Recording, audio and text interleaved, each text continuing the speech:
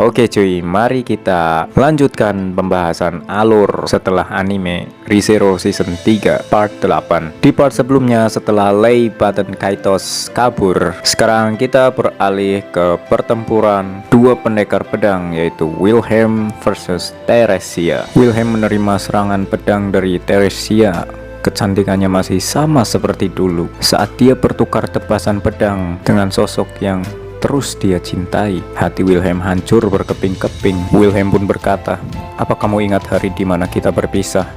Pada saat penaklukan besar, kamu mengguncangku saat aku menghentikanmu dan menimbulkan luka yang tidak dapat disembuhkan di bahuku ini." Namun Teresia tidak bisa menjawab. Teresia mengayunkan bilah pedangnya, tapi Wilhelm bahkan tanpa melihat, dia sudah tahu lintasan pedang tersebut dan bisa menghindarinya. Kebiasaannya sama, tekniknya sama, terbakar ke dalam jiwanya, dalam kesederhanaannya yang dulu. Teresia pun terus bertahan dari serangan Wilhelm, dan saat terpojok, Wilhelm pun mengarahkan pedangnya ke samping kepala Teresia dan akan menebasnya. Tapi Wilhelm mendengar sesuatu. Ayah, di sana berdiri seorang berambut merah dan bermata biru, dan itu adalah Henkel Van Astrea. Memanfaatkan ketidakfokusan Wilhelm, Teresia pun berhasil menangkis pedang Wilhelm dan berhasil mematahkan satu pedang Wilhelm. Teresia pun melakukan serangan balik dan berhasil menusuk kaki kanan Wilhelm setinggi lutut. Wilhelm pun mengerang kesakitan dan tidak dapat menutup luka di kakinya karena berkah dewa kematian yang dimiliki oleh Teresia. Teresia pun mengubah arah dan akan menebas Henkel di sana. Tidak, tunggu.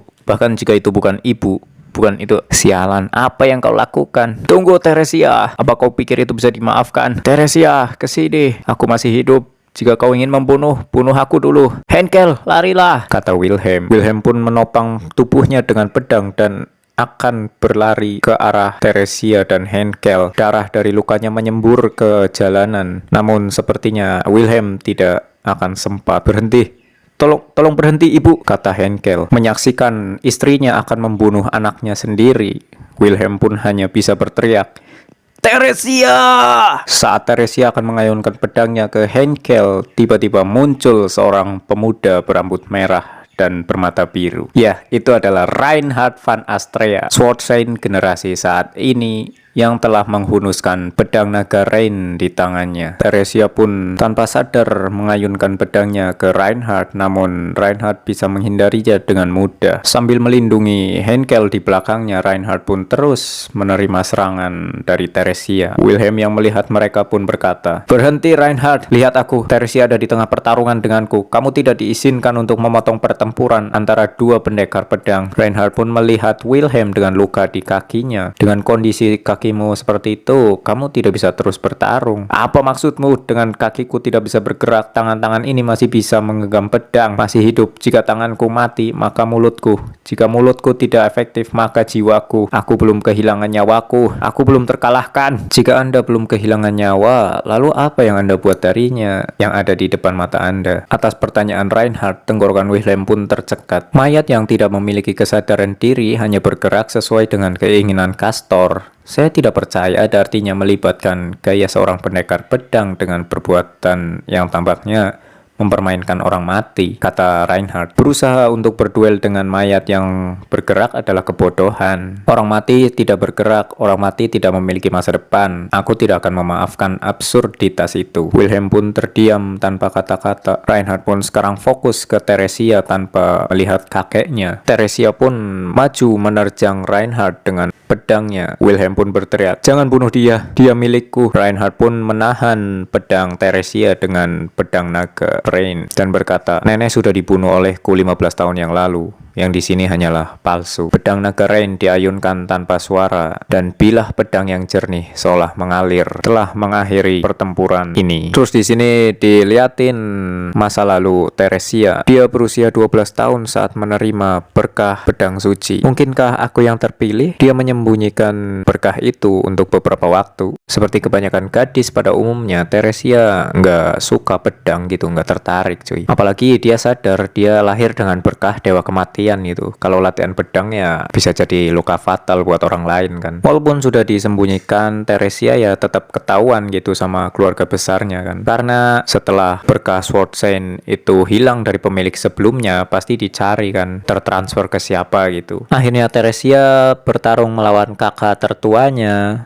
dan kakak tertuanya kalah gitu kan. Teresia mengira dia telah menginjak harga diri saudara-saudaranya yang telah berlatih mati-matian dengan pedang kan, dan dia dengan mudah mengalahkan mereka. Saat perang demi-human di kerajaan Lukunika, Teresia diminta ikut membantu, tapi kakak tertuanya bilang, ya kalau kau tidak mau, tidak apa-apa. Setelah kalah darimu, aku sedikit kesal, tapi aku tetap mencintai pedang. Aku bersyukur lahir di keluarga ini, memiliki adik-adik sepertimu. Teresia pun senang dan menyerahkan semuanya ke kakak tertuanya. Namun kakak tertuanya mati di perang tersebut. Bertahun-tahun berlalu tanpa Teresia menjalankan tugasnya sebagai Sword Saint, dan saudara-saudaranya semuanya tewas dalam perang. Dia pun bertemu Wilhelm di sebuah taman bunga sedang berlatih pedang kan. Dan singkat cerita, Teresia ketahuan sebagai Sword Saint, lalu menikah dengan Wilhelm selama 20 tahun dan punya keluarga gitu kan. Terus pas saat akan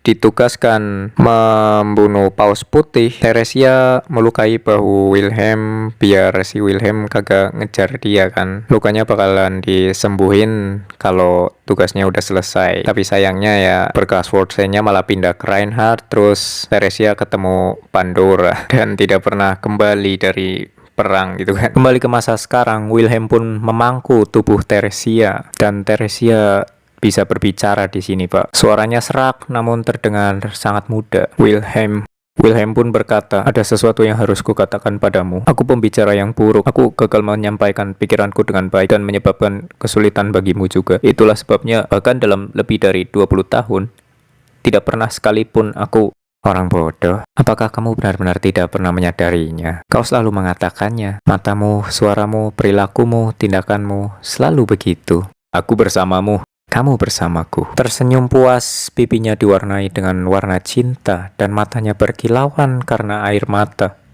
Wujud Teresia van Astrea pun kehilangan bentuk dan menjadi debu di dalam pelukan Wilhelm. Tanpa bisa membaca situasi, Henkel pun berkata, apa kamu puas sekarang? Kepada Reinhardt. Posisi Sword Saint sepenuhnya milikmu sekarang. Selamat. Rumor tentang kamu merampoknya dengan membunuh generasi sebelumnya sekarang menjadi kenyataan. Saya tidak begitu mengerti apa yang Anda katakan. Jangan buat wajahmu kosong begitu, dasar bocah menyebalkan. Wakil Komandan, aku tidak peduli berapa kali kau mengatakannya. Aku tidak mengerti apa maksudmu. Ini adalah kesalahpahaman. Aku telah membantai generasi sebelumnya hingga mati. Musuh tadi hanyalah mayat yang dimobilisasi melalui beberapa seni rahasia. Itu tidak mungkin Sword Saint generasi sebelumnya, nenek. Apa kamu tidak salah paham? Kalau dia bukan ibu, lalu apa tadi? Dia berbicara ke ayah dan dia menatap ke arahmu dan juga aku. Cukup, Henkel. Berhenti sekarang. Luka-luka karena berkah Dewa Kematian telah berhenti pendarahannya. Wilhelm pun mengambil jasnya untuk membungkus abu dari Teresia dan berniat mengembalikannya ke kuburannya. Reinhardt, ya, apakah kamu menyesal karena telah menebas nenekmu, Teresia, hingga meninggal? Tidak. Aku melakukan hal yang benar. Aku tidak akan menyesalinya. Aku rasa begitu. Kau benar, aku keliru. Itulah sebabnya tidak ada lagi yang perlu dibicarakan denganmu. Saya khawatir dengan balai kota. Jika memungkinkan, saya meminta Anda untuk pergi ke sana memberikan dukungan.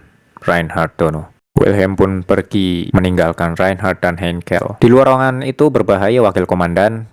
Kalau memungkinkan, pergilah ke tempat perlindungan bersama Wilhelm Dono. Kau diam saja, cepatlah menghilang. Oke, jadi gue rasa cukup segitu part 8-nya cuy. Gila sih, gue gak sabar buat dianimasiin. Ini apa ya, salah satu hal yang bikin gue suka Re:Zero gitu kan. Momen emosional setiap karakternya itu bener-bener best sih menurut gue ya. Tapi si Henkel asem, ngerusak suasana dia, sumpah dah.